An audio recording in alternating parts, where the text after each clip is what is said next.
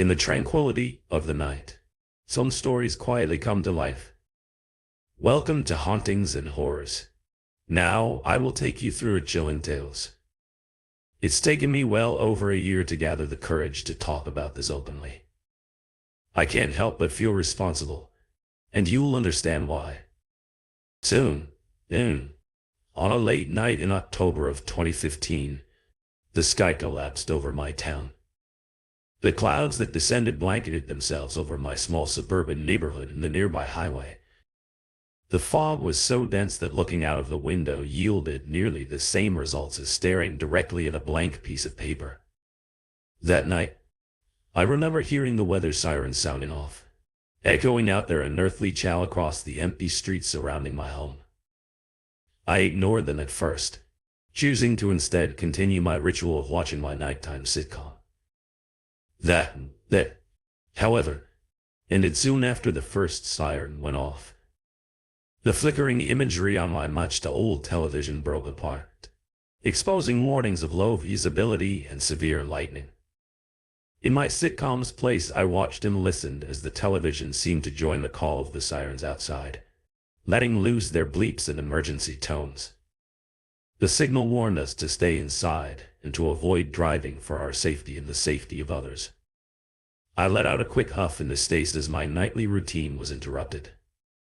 I set my eyes on a radio and decided to give it a quick try. Anything would be better than sitting in silence. Unfortunately, that thought was wrong.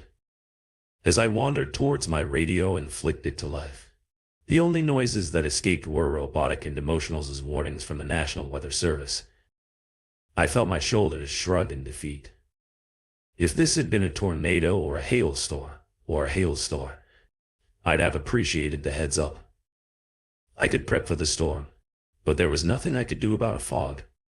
From there, I let my eyes wander over to the far to bright mist sweeping across what should be the naturally dark streets. I let out a sigh and broke my gaze before heading over to my kitchen, deciding that maybe some hot chocolate would relax me enough to doze off and allow my dreams to take me away from this strange but boring evening. But as I stirred the hot chocolate mix into my steaming milk, an idea hit me. I had an old CD radio locked up in my attic. I might not be able to watch my shows or listen to my radio, but maybe, if I was lucky enough, some trucker would be stopped on the highway way and be willing to have a chat with me. I knew it was a long shot. CD radios were very rapidly going out of style for truckers, but I knew that a few of them still had them for emergencies or idle chat. I left the kitchen with my hot chocolate in hand and crept up to my attic steps. I blew softly on the steam rising from my cup as I made the journey to my chest of goodies from yesteryear. I lurched the old chest open and began to set up my little communications area. I even pulled up an old dusty table I had stored away for parties and placed all my needed equipment on top of it. After a few minutes, I was all ready to go. I took a small sip of my drink and turned the radio on. I listened as the age cracked through the speakers. I'd hoped the radio had survived the prolonged stay in storage, and luckily, besides from the faint crackles, it seemed rather functional. I keyed the mic and called out through the fog, hopefully to anyone as idle and bored as myself, calling out to anyone stuck out in that fog. Is anyone out there? I listened as the static of the radio faded in and out nearly silently. Then a sputter of white noise came across the net before an old man's voice came in relatively clearly. Thank goodness. Someone's out there. I'm losing my mind out here. Can I get a radio check? His elderly voice was gruff and horror, the type of voice you'd expect from someone who spent a lifetime on the road. I let my lips curl up into a smile. I really didn't expect a reply. You're coming in clear. How about me? I asked, making sure he could hear my end of the conversation. A little broken up but audible. This damn weather came out of nowhere, he grumbled. I imagined him leaned back in his seat, arms crossed with a radio dug into one hand. I could practically envision his windows completely smothered by the fog, isolated from everything. Yeah, I didn't see anything on the television until after the fog hit. All the stations are playing that emergency frequency. I waited for a few seconds for his response. See, you're holed up inside your home. Then I thought you might be on the road like me. I heard a slightly disappointed groan from his end. Did you at least get to see the clouds fall? I paused for a moment. I'd been watching my shows oblivious to the weather outside until the warnings. I didn't have the privilege to see it roll into the neighborhood. That's it, Ren. I'm at my place right now.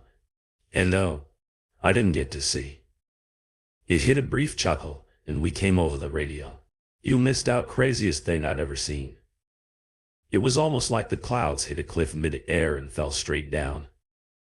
They came hard enough that I was actually worried. They beat my truck up. His voice trailed off. Slightly in thought, I managed to park it on the side of the road. Didn't see anyone else near me. Well, damn sorry. I missed it. Then I replied, my smile escaping through my voice. Yeah. Well, maybe some kid got it on tape. Static interrupted him, squealing loudly out of the speakers. I jumped back, slightly reaching for my ears. His voice fought through it. The hell? Was that everything all right? I radioed in. Yeah, I think so. I think I just saw a car zip by some sort of weird black light on it. He gave a dismissive tisk. I know damned well. They can't see anything in this fog, hell. I couldn't see anything but their dumb light going off. I leaned in closer to the radio thinking of an explanation, but came up empty-handed. Some people just have a death wish. I guess I shrugged. Damn stupid. If you ask me, I'd say they only care about themselves. But if that was true, they'd be parked on the side of the road like me. He gave another wheezy laugh, ending in a coughing fit. Getting a little curious, I started asking him some questions. Any chance you can make anything else out there? They said there's some bad lightning in the area, but I haven't seen or heard anything like that yet.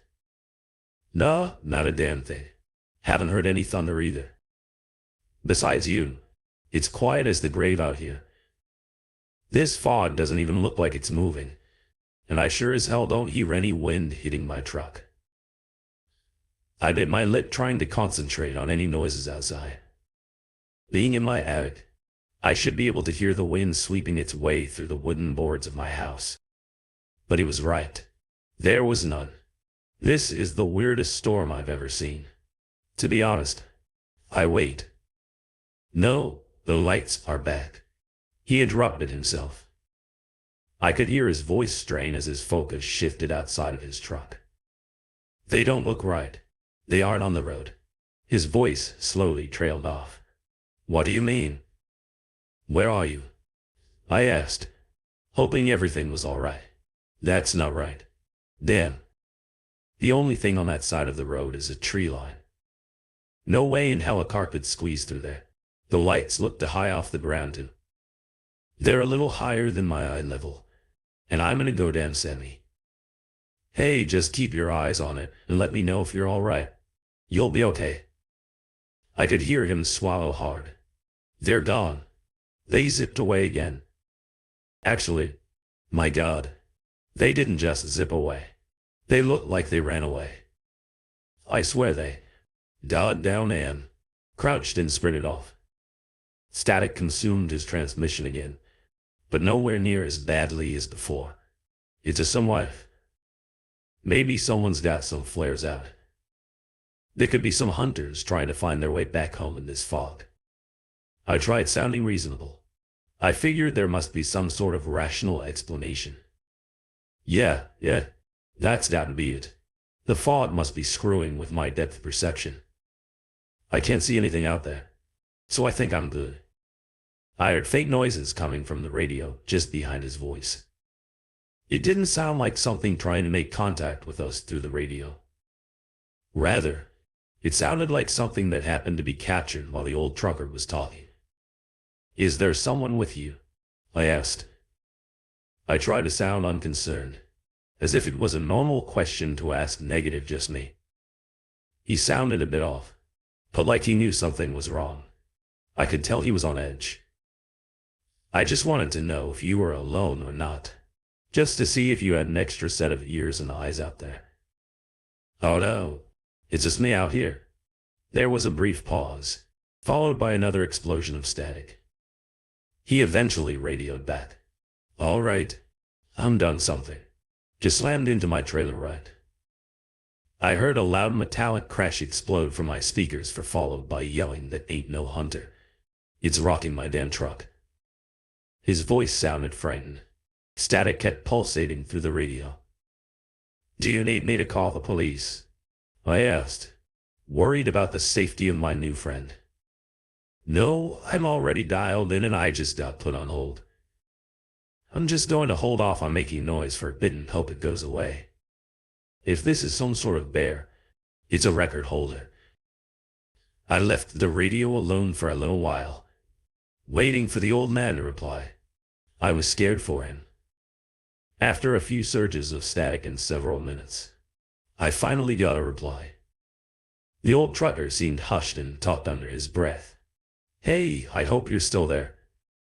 I don't want to be a burden to you, but I'm not feeling all that safe out here. Do you think you can pull up a map or something to get me out of here? I'll have to leave my trailer behind, but my job ain't worth my life. The faint sound of static hauntingly trailed off with his words. I felt bad for the man. Something out there was really setting him off. Hey, yeah. Sure. If you can make it to my front door, I'll let you in. I'm just around the corner from the highway. You're a real-life star. Just give me a second. I'll get out my mobile radio, and you can leave me there. I bit my cheek anxiously. I had no idea if what I was doing was right or even safe, for that matter. But he needed help and I didn't want to turn him away. All right, I'm opening up my truck. He called and his voice distorted heavily by static. The fog must have made the transmissions come unbroken. I reasoned to myself. Let me know when you hit a sign. I'll tell you where to go from there. A few seconds passed before he responded again. Willard Street. His voice crackled in. Take a right down that road and keep going until you hit an intersection. A few more seconds passed Johnson and Avery. The voice remarked. I felt confused. He'd have to be sprinting to have made it that quickly to the next side. Are you all right? Do you need me to call someone? The radio echoed. My voice back to me, muffled and contorted, before I got a response from the man. No, I just want to get out of this fog. The trucker's voice repeated a few times before breaking apart into static. All right, then take Avery all the way down, I replied. I felt the hair stand up on the back of my neck. Something about this wasn't right and I wasn't dumb. My neighbor directly across the street was a police captain. I figured if I sent the old man there, he could get the help he needed and I could pass it off as a mistake with my mental directions. If asked, Tucker Cow, the man reverberated in with the stating, let's see. Walk 3 houses down and my place should be on the left. I closed my eyes tightly, my forehead scrunched up in worry. I prayed this would work out for the best. And outside, the old trucker chortled while different pictures of his voice all resonated, nearly at the same time repeating themselves. I put the mic to my mouth to tell him to KN, but couldn't muster up the courage. I set the radio down and turned it off. I looked over my shoulder to my attic's window. I took a deep breath and released it before deciding to take a gander. I wasn't expecting to see much, How could I? The fog covered everything, but I looked anyway. I got out of my chair and crept towards the window. I placed my hand on the wooden frame surrounding the glass and took a deep breath. Conjuring up my courage, I slowly grabbed the curtains and very gently pushed them to the side, allowing just enough space for my eye to peek through. I know you want answers as to who or what was out there, but the fog was too strong. Nothing but whiteness exposed itself to me visually, but physically, Emotionally, I felt it out there. I can only describe it as dread. Incarnate. It was a visceral, primal feeling that washed over me stronger than anything else I'd ever felt. I knew someone or something was out there, and it wasn't natural. It had a goal, an indescribable, incomprehensible goal, and that goal led nowhere good. I could feel the sense of death creep into my bones, locking my joints in place. My body was stiffening for a quick end. As that feeling burned its way into my memories, I forced myself to have the courage to run away from that window. I turned my back towards the fog behind me and ran for the stairs. I ran on instinct. I felt my feet land on my lower floor and let myself be guided towards the only place in my home where I couldn't see into that missed my windowless closet. I jumped inside and slammed the door behind me. I remember sitting in that closet for hours, staring off into the darkness, praying and hoping. I imagined the feeling. I stayed up all night until I could see the sun filter in from under my closet door. I exited my safe haven and crawled to a window before I peered outside. I felt my mouth gape open when I saw my neighbor's attic window broken into. No marks on the walls of the home gave off any sort of hint as to how whatever it was had climbed inside.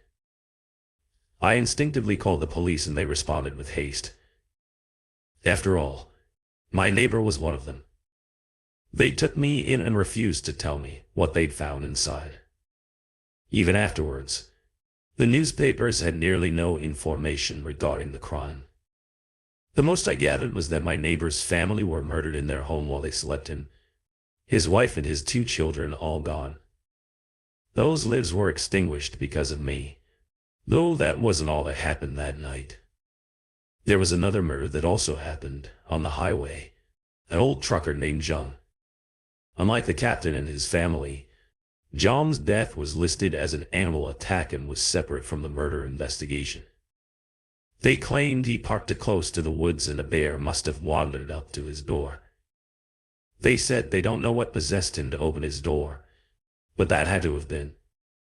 When the bear got inside, he was muled to death, so much so that the bear ripped his head from his shoulders and took it off into the woods. They never found it, but we know differently. Or at least I do. That wasn't a freak accident. Something's out there, just waiting for directions. The stories have been told, but their shadows will continue to haunt our minds. Thank you for listening. Don't forget to subscribe to Hauntings and Horrors. Turn on notifications, so you won't miss any thrilling horror stories. Good night, and sweet dreams.